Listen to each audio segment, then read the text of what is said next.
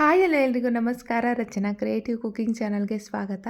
ಇವತ್ತಿನ ವಿಡಿಯೋದಲ್ಲಿ ಎಗ್ ಆಮ್ಲೆಟ್ನ ಮಾಡ್ತಾಯಿದ್ದೀನಿ. ಊಟದ ಜೊತೆ ನೆಂಚ್ಕೊಳ್ಳಿಕ್ಕೆ ಮತ್ತು ಹಾಗೆ ಕೂಡ ತಿನ್ಬೋದು. ನೋಡೋಣ ಬನ್ನಿ ಯಾವ ರೀತಿ ಮಾಡ್ತೀನಿ ಅಂತ. ಮೊದಲಿಗೆ ನಾನಿಲ್ಲಿ ಒಂದು ಕಪ್ನ ತೊಗೊಂಡಿದ್ದೀನಿ. ಅದಕ್ಕೆ ಚಿಕ್ಕದಾಗಿ ಕಟ್ ಮಾಡಿ ಇಟ್ಕೊಂಡಿರೋವಂಥ ಒಂದು ಬೌಲ್ ಈರುಳ್ಳಿನ ಸೇರಿಸ್ತಾ ಇದ್ದೀನಿ. ಈರುಳ್ಳಿ ಹಾಕಿದ ನಂತರ ಒಂದು 2 ಕಡ್ಡಿ ಕರಿಬೇವನ್ನ ಈ ಥರ ಸಣ್ಣದಾಗಿ ಕಟ್ ಮಾಡಿ ಹಾಕ್ಕೊಂಡಿದ್ದೀನಿ. ಹಾಗೆ ಸ್ವಲ್ಪ ಕೊತ್ತಂಬರಿ ಸೊಪ್ಪು, 2 ಮೊಟ್ಟೆನ ಹಸಿ ಮೊಟ್ಟೆನ ಒಡೆದ್ಬಿಟ್ಟು ಹಾಕ್ಕೊತಾ ಇದ್ದೀನಿ. ರುಚಿಗೆ ತಕ್ಕಷ್ಟು ಉಪ್ಪು, ಹಾಗೆ ಒಂದು ಅರ್ಧ ಸ್ಪೂನಷ್ಟು ಖಾರದ ಪುಡಿ. ನಾನಿಲ್ಲಿ ಹಸಿಮೆಣ್ಸಿನ್ಕಾಯಿನ ಹಾಕ್ಕೊತಾ ಇಲ್ಲ, ಬೇಕಿದ್ದರೆ ಹಾಕ್ಕೋಬೋದು. ಹಾಗೆ ಒಂದು 1/4 ಸ್ಪೂನಷ್ಟು ಅರಿಶಿನದ ಪುಡಿ ಹಾಕ್ಕೊಂಡಿದ್ದೀನಿ. ಇದಿಷ್ಟೇ ಇಂಗ್ರೀಡಿಯೆಂಟ್ಸು.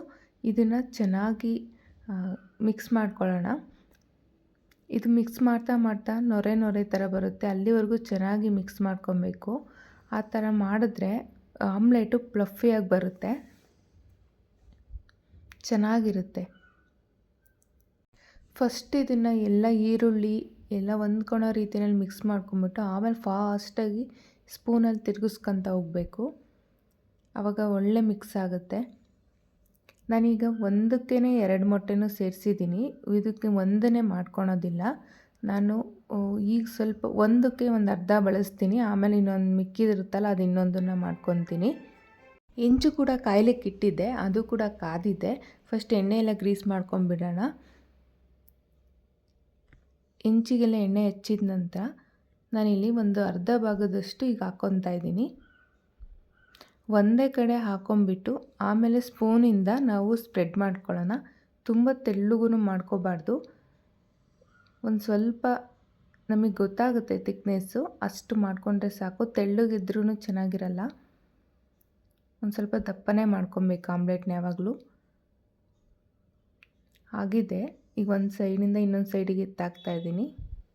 ಚೆನ್ನಾಗಿ ಬೆಂದಿದೆ, ನೀವಿಲ್ಲಿ ನೋಡ್ಬೋದು. ಈಗ ಇನ್ನೊಂದು ಸೈಡು ಕೂಡ ಆಗಿದೆ, ಎತ್ಕೊತಾ ಇದ್ದೀನಿ ನಾನು. ಒಂದು ಪ್ಲೇಟಿಗೆ ಹಾಕ್ಕೊಂಡ್ರೆ ಆಯಿತು. ಈಗ ಇನ್ನೂ ಸ್ವಲ್ಪ ಉಳಿಸ್ಕೊಂಡಿದ್ದೆನಲ್ಲ ಅದು ಇನ್ನೊಂದು ಮಾಡ್ಕೊತಾ ಇದ್ದೀನಿ. ಅದೇ ಥರನೇ ಈಗ ಅದು ಕೂಡ ಒಂದು ಸೈಡ್ ಬೆಂದಿದೆ, ಇನ್ನೊಂದು ಸೈಡ್ ಮಾಡ್ಕೊಳ್ಳೋಣ.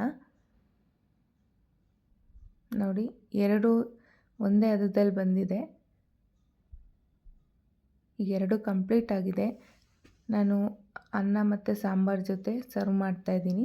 ನೋಡಿದ್ರಲ್ಲ ಎಷ್ಟು ಈಸಿಯಾಗಿ ಎಗ್ ಆಮ್ಲೆಟ್ ಮಾಡ್ಕೋಬೋದು ಅಂತ. ಈ ವಿಡಿಯೋ ಇಷ್ಟ ಆಗಿದರೆ ಪ್ಲೀಸ್ ಲೈಕ್ ಮಾಡಿ, ಶೇರ್ ಮಾಡಿ, ಕಮೆಂಟ್ ಮಾಡಿ. ನನ್ನ ಚಾನಲ್ನ ಸಬ್ಸ್ಕ್ರೈಬ್ ಮಾಡ್ಕೊಂಡು ನೋಡಿ. Thank you.